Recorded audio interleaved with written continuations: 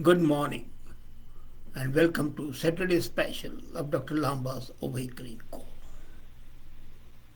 There is hardly anybody who doesn't have some affiliation and who doesn't observe a certain ritual.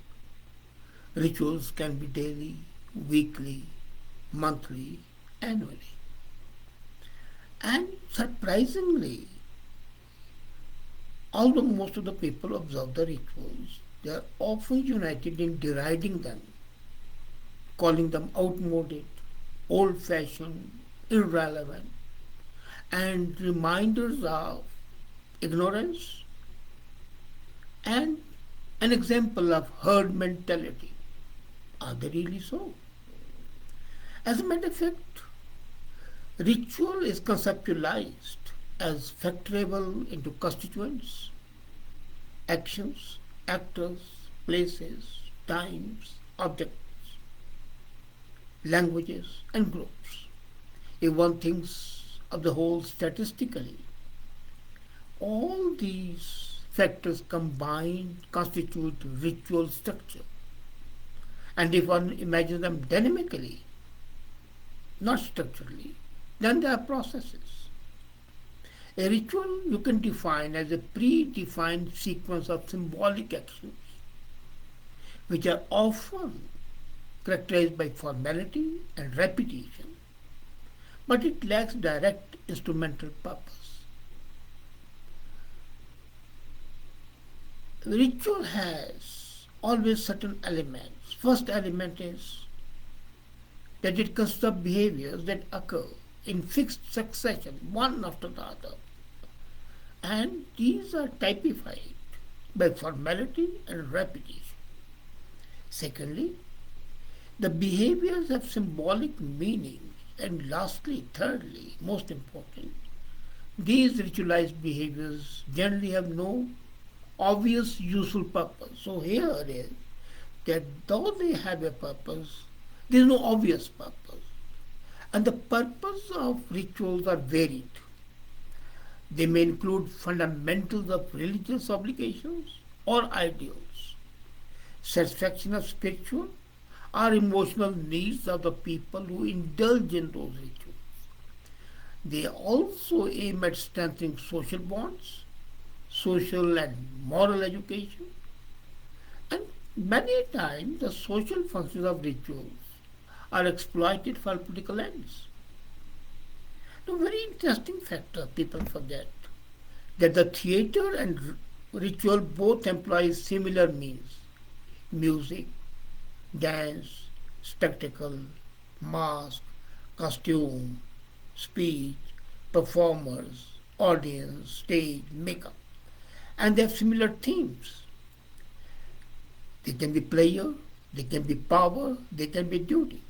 Now, what are the functions? Have you ever thought of the rituals? There are four functions of a ritual. And the rituals serve and address the adaptive problems of group living, as a matter of the social living. The first function is they provide reliable markers of the group membership. One religion, one sect observes certain rituals. Second is these rituals demonstrate commitment of the group. Thirdly, they facilitate social cohesion. Fourthly, they increase social group solidarity. In this way, prayer can be also called a ritual. Prayer can be a variety of forms. It can be part of a set liturgy or ritual, and it can be performed alone or in groups. Same is in rituals. You can perform them alone. You can perform them in group. Rituals come in many forms, are practiced in cultures all over the world, and they have become an important part of our lives. Evidence suggests that long before this time, rituals were a part, and the earliest example of human ritual is a carving of a python in a cave in Botswana. It dates back to 70,000 years. 70,000 years back, Some people in Africa carved a python in a cave, and then thousands of stone spearheads in the cave were thought to have been burnt in a ritual, and some were carved from redstone brought from hundreds of miles away. The archaeologists who made this discovery believe that destruction of spearheads were part of the ritualistic sacrifice of the python. So this was something, the first ritual. But why have they been used for such a long time? They occur surprisingly with our everyday work. That's the beauty. And if we look at our everyday working, we find that right from the day we are born, we have performed rituals. A child is born, the ritual can be what the Muslims would do, ayat in the ear. In some families, some special rituals will be there. Baptism, Christianity, the symbol of the spiritual rebirth. But rituals go further than helping us to live our values. They also make us less anxious. Now, this is something amazing. In a stressful life, anything which relieves your tension, removes your stress, is welcome. And rituals help you become less anxious because their psychological benefit is there. And then the ritualistic practice helps bring a degree of predictability. Our future is uncertain. So the rituals convince our brains of constancy, predictability, and they are a buffer against uncertainty and anxiety. About 15 studies have been done to show that anxiety reduced effect of rituals can apply to almost any high pressure endeavor. Researchers instructed participants in one study to perform an anxiety inducing task, to sing No Don't Stop Believing by rock band Journey in front of strangers. And then they were divided into two groups. One asked to perform the ritual beforehand, the second after that. And then it was seen that the people who performed the ritual beforehand were better attuned to stress relief. Even sports psychologists propose pre-performance rituals. You know that. All Olympic athletes go through certain rituals. They confer benefits for athletes such as better execution, reduction in anxiety. And at that time they wear the heart rate, feeling of anxiety and everything. A very interesting study comes to my mind. It involved 75 Hindu women in Mauritius. In this study, anxiety was triggered among the participants by asking them to prepare a speech for expert evaluation. All participants were fitted with a heart rate monitor and were asked to complete a survey at the beginning. Then some of the participants out of 75 were sent to the local temple to perform rituals before the second survey. And the other group was asked to sit and relax. Would you believe that the stress level reported by both the groups in the first survey were almost identical? However, after the second survey, the self-reported anxiety levels of the participants who performed the rituals was much lower. It was lower by almost 74%. The heart rate also confirmed that the participants who performed rituals had lower physiological anxiety.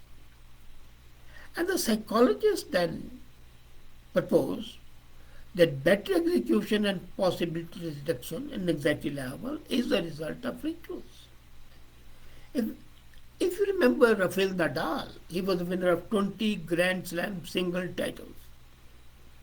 He always indulged in rituals, and he writes in his autobiography, Raffia, My Story, that he performs 20 rituals before he goes into a match. And according to him, his rituals are a way of placing himself in a match, ordering the surroundings to match the order I seek in my head. Athletes always indulge in that. Now, incidentally, the type of ritual doesn't appear to have a bearing on the cost of anxiety. So there are some rituals, indications of those rituals, that they help you cope with the most of the challenging period of your life. For grieving, if somebody dies, what happens? End of life, death rituals give you a sense of peace and calmness to the people who are left behind. It doesn't affect the person who has died. Let's forget about that. But the end of life rituals create strong connection between the dying and the loved ones. There was a study conducted and researchers were found that the grief was lower among the participants who performed personal rituals. There is a person who's, apart from the religiously ordained rituals, what he did, he would watch the car of the deceased every week. And he felt a sense of relief. When you experience a loss, you often feel loss of control. So it's perhaps not surprising that the rituals are used to create a sense of semblance to regain control. So the purpose is to regain control on yourself, on your environment, on your milieu. Then, as I said earlier, very important part and a powerful message given by the rituals. They help you improve social bonding. Man is a social creature. You have to bond. So when you practice a ritual collectively, you go to a temple, you go to a gurdwara, you go to a church. In church you take sacrament. In temple you have havan. In gurdwara you have kirtan and langar. So these social networks are linked to the well-being of the people and they are very particularly good at facilitating such networking. Group rituals indicate that the members are like-minded, share certain values, and most important, promote an atmosphere of trust. The ritualistic chants in the temples are the azan and the namaz in masjids. They show connectivity and it makes people feel well connected. Beyonce, the famous singer-songwriter, says that a prayer in a circle with her crew is a ritual she performs before singing and is a spiritual practice that leads to a perfect atmosphere. Now, whether it does or not, is up to them. But then, as I said, research has shown it, and all the people who have indulged in the rituals have proved. And after participating in a group ritual, individuals reported greater connectivity to the other people. Now, everyone has certain rituals which are individualistic, which may not be religious. Religious rituals everybody knows. But then, everybody has certain daily rituals. For example, I get up in the morning, my ritual is, first thing I do is open my laptop, have a look at the things, then prepare my articles and put them up. It's a ritual for me. And if you can't do that, for 15 days I was in hospital, I couldn't do it.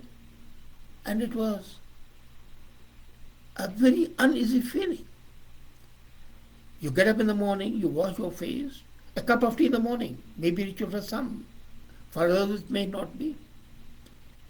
So what happens is that taking part in your daily rituals, it boosts your pain threshold and ability to experience positive emotions.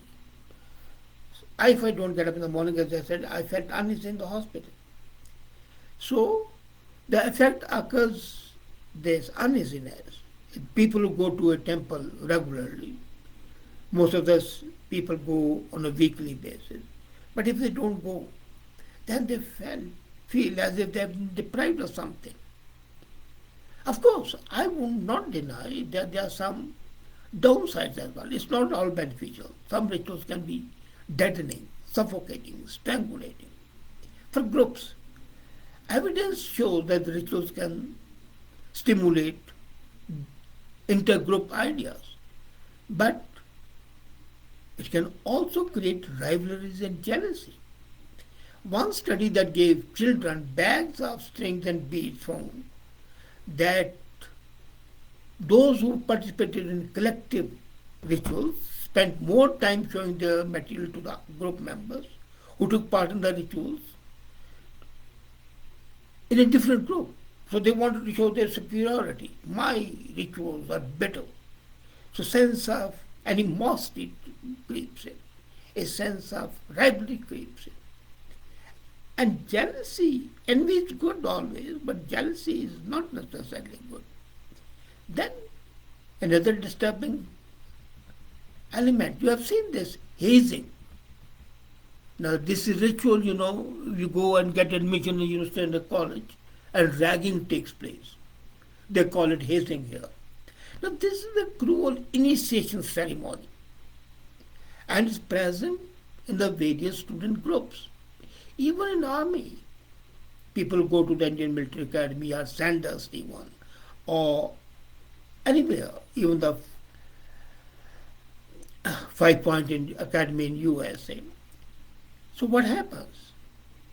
The initiatees, the newcomers are subjected to torture, almost torture, humiliation, degradation, and on rare occasions we have seen it has resulted even in death. So the research on hazing prevention found that a commitment to cultural change is required to combat this sort of a harmful group ritual. When I became a Mason, I had to show that I'm a very poor man and with a sword on my chest, the complete ritual of initiation as a Mason. I had to go through. But it was more a sense of achievement that I've passed through the danger and I've been welcomed into fraternity. So that covers the ritualistic part. But the fact remains that whether informal, secular, group-based, rituals have a much more positive effect than the negative effect. And given that the rituals have a stress-busting quality, we have to adopt pre-performance rituals during stressful situations in our own lives. And as I said, even prayer is a ritual. Why do the people pray? People who do not have complete self-confidence pray to a non-existing or an absent entity, considering that the spiritual power will come to them. It's no spiritual power from outside. Basically, when you're saying that, is your inner strength, your adrenaline coming up and helping you. But it does give you more confidence. It's a mental crutch. So all rituals basically do that. In turbulent islands, the fishermen, they see the rough sea and they perform the certain ritual. As a matter of fact, all fishermen, all over the world, before they go for fishing, they perform the rituals so that when they face the rough sea, they do not lose courage. They have a feeling that some deity is looking after them. And you might have seen that the rituals, as I said, they boost your energy level. B, connect you to the other people. Remove stress, remove anxiety. Of course, negative effects, as I mentioned, are there. But on the whole, the rituals have a powerful support system. And that support system enables the human being move through the passage of life with more confidence, less anxiety, less stress, and more social bonding. Socially, you become much more adaptable, much more cognizant of the identity. I agree, it's a herd mentality, but man being a social animal, herd mentality is an important ingredient of his or her living. So the powerful impact of your rituals, especially of daily rituals, is extremely important. Let's not deny. Thank you.